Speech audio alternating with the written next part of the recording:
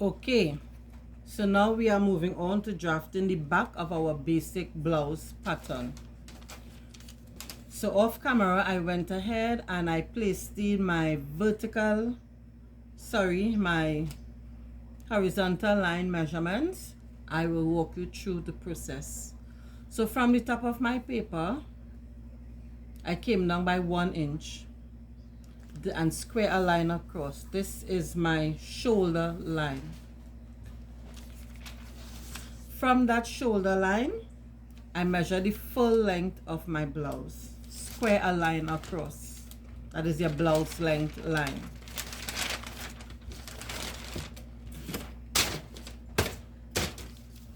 Again, from the top of this line, you measure down your shoulder to waist measurement and the back.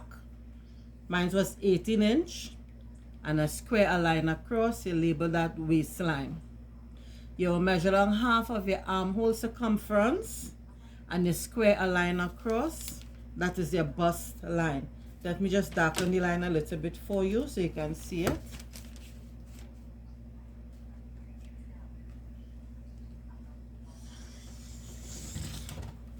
That is your bust line. On your hip line, to get your hip line, from the waistline, you're going to measure down your hip depth measurement, right?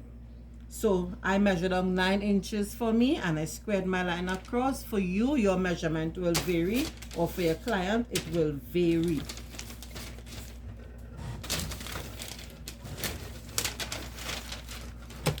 Next, we are going to put in our circumferential measurements. This is our center back here. From the edge of our paper to the center back, we measure in 1.5 inches or 1 inch. That is for your zipper allowance. Okay? And it is from this line here that we are going to start our measurements. So here I'm just going to write zipper allowance so you would not get confused.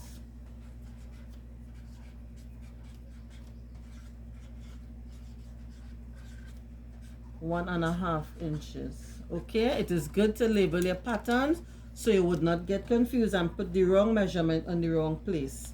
So on our shoulder line, starting from the center back line here, not the zipper allowance line, from this center back line, we are going to measure half of our shoulder measurement.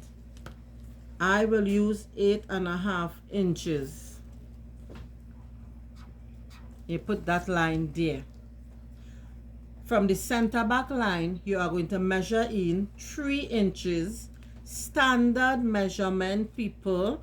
This measurement varies based on your client's size. For demonstration purposes, I am using the standard measurement. So it is 3 inches inwards. And for the back depth measurement of the neck, it is 1 inch.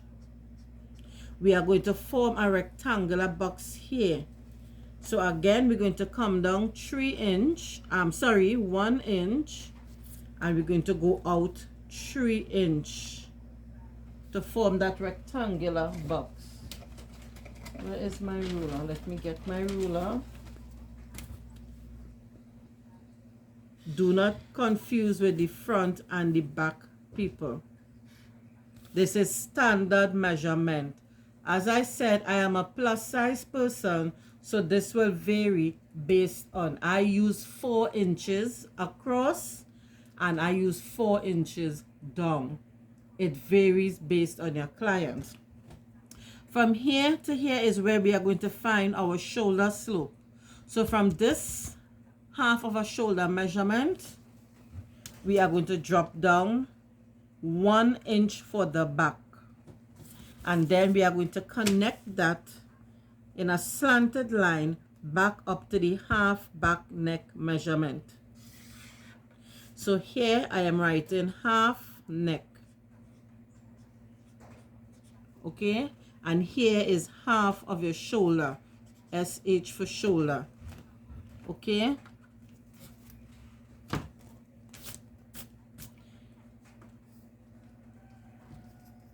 here I'm going to square a straight line down here, right? So in order to do that, 8.5 inches what I went out here, I'm just going to come out 8.5 inch on the bust line. Why? To make sure that my line is straight, right? That is the only reason why. If you have, you could use a L square. Okay, so you're getting a straight line there. Now we can measure half of this distance from here, the end of the shoulder slope, to here, and you plot that point.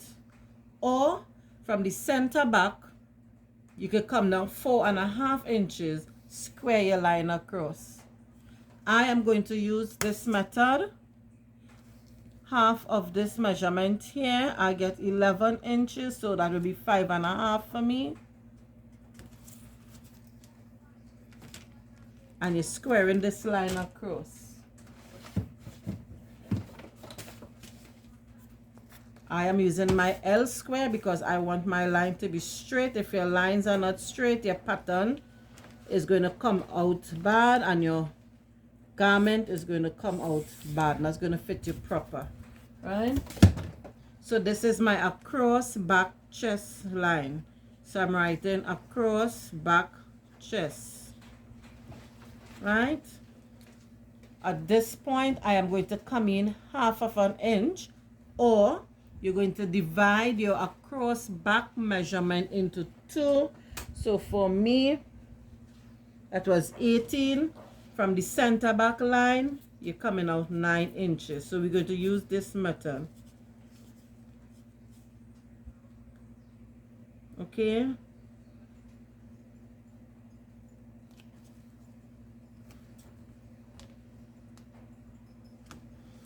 On our bust line,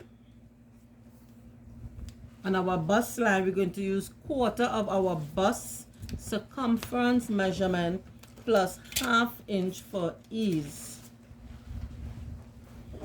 1/4 of my bust is 13.5 plus 1/2 inch, that is 14 inches. From the center back line, not the zipper line, the center back line, we're measuring out the 14 inches. Okay, on the waistline, 1/4 of your waist plus 1/2 inch for ease from the center back out. On your hip line, 1/4 of your hip circumference plus 1/2 inch ease.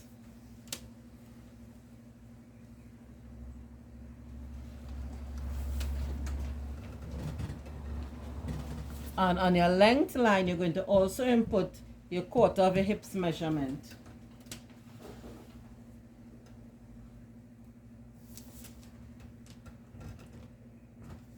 So you're going to use a straight ruler and connect from the length to your hips.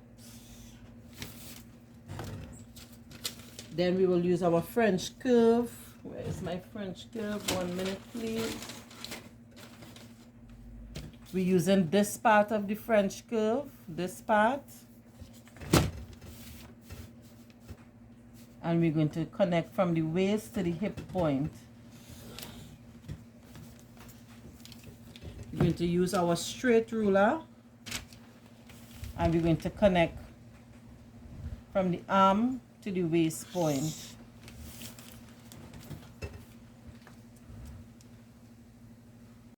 Now, we are going to connect, but before we connect, as I said in the front pattern drafting part, you'll measure your shoulder slope measurement and make sure it is accurate. And you place your point here. You're going to connect from the end of your shoulder slope to your chest point measurement.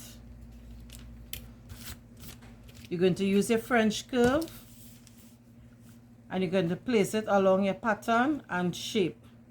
What you could also do, you could come out here 1 inch or 1.25 inches diagonally. That is just to help guide you into shaping the curve. You don't have to do it, it's not standard.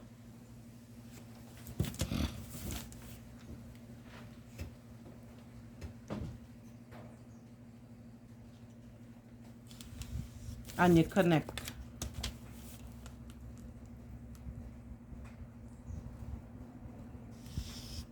You form your armhole. Now you remember in the front of the blouse pattern we went up 1.5 inch. In the front of the blouse pattern we went up 1.5 inch was to give back allowance for the bust dart.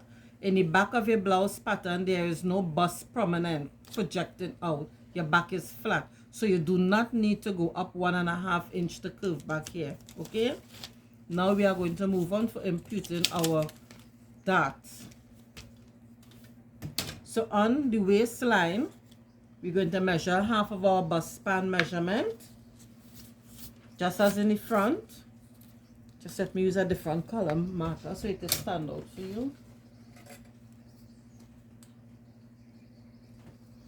So from the center back line, not the zipper allowance, from the center back line,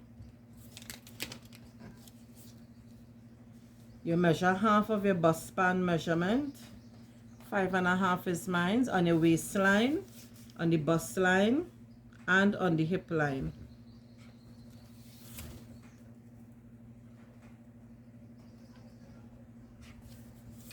And you connect in a vertical line.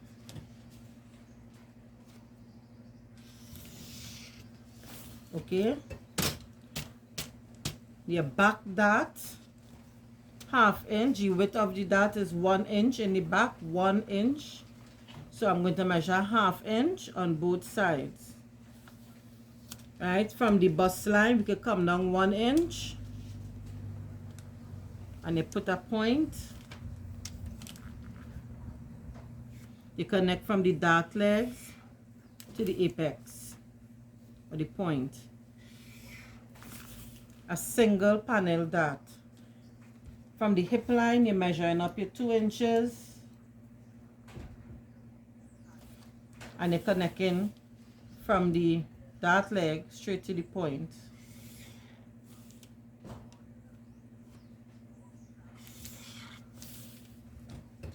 That is your back blouse pattern. Now, remember I told you darts work as an ATM. Whatever you take out, you have to put back. Unless if you're making a very body hugging dress or blouse, if you're using those knit fabrics. So the width of my dart is 1 inch. So on the waistline we have to add back that 1 inch. So you're going to measure from the quarter of your waist measurement 1 inch out, and you're going to connect from this point to your hip line, from this point to your underarm line.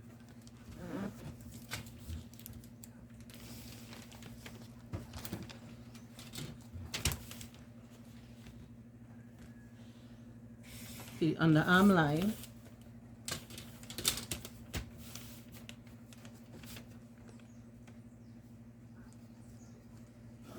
to the hip line.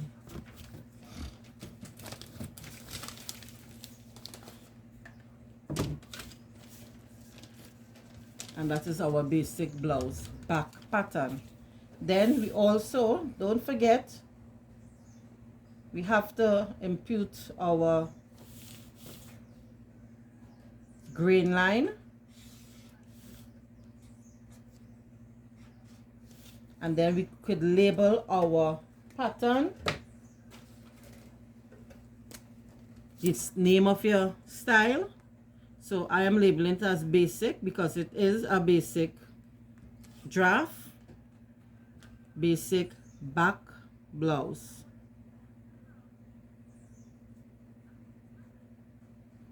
You put in the size of your pattern, 3XL for me. This back I am cutting 2 pieces because I am going to be using a zip in the back. If I am not using a zip, I can still leave the zipper allowance and join it together in the back. So you'll have like a back seam. So I'm indicating here, cut 2 pieces. Okay? If you have a client that is a recurring client who constantly coming by you, if you want, you could label the client name on it, so when the client come for future designs, you use the client's pattern. Right? by the neck here. Let us not forget we have to shape the back of our neck. So we have to shape this curve here. So you could do this freehand or you could use your French curve. So you can come out from in this corner like 1/2 inch or 3/4 inch diagonally, depending on how deep you want the curve to go. If you're using sorry, I didn't realize that the pattern was out of camera focus, but what I just did here was shaping the curve in the back neck. As I said before, you could come out 1/2 inch or 3/4 inch diagonally to help guide you with the curve, or you can do it freehand, or you could use your French curve. Okay, as I was going to say, if you want a shoulder dart here, you find the midpoint of your shoulder just as we did in the front of the blouse pattern, and you use 1/2 inch on the both sides of the midpoint, right? Don't forget that you have to add back your allowance to the side of your shoulder slope end here on your fabric, because when you're taking it that, the shoulder will be shorter than. Okay, that's it for today. Join us again in our next video. Bye.